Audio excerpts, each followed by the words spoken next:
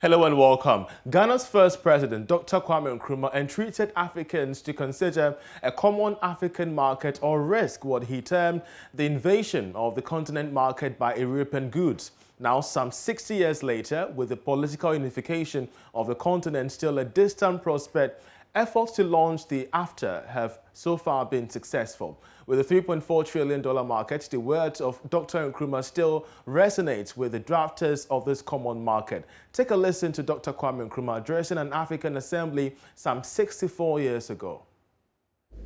We must begin to build immediately our own continental common market.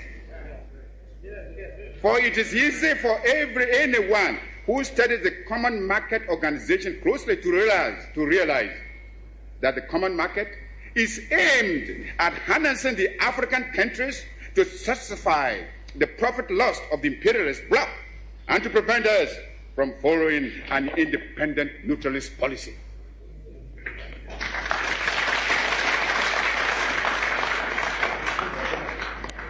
It is easy to see that the imperialists and the colonialists are determined to retain the African countries in the position of suppliers of cheap raw materials.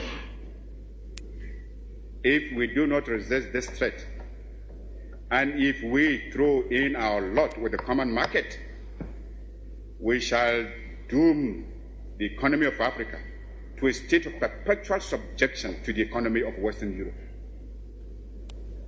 This will, of course, hinder the industrialization of our young African states. It is impossible to think of economic development and national independence without possessing an unfettered capacity for maintaining a strong industrial power. The activities of the common market are therefore fraught with dangerous political and economic consequences for the independent African states.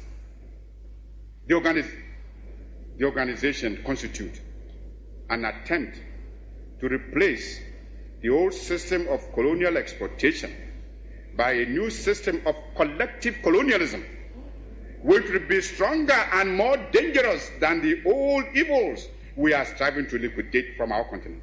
This is another reason why we should come together in a unified African economic plan, which, operating on a continental scale, can make a solid attack on the imperialist domination in Africa.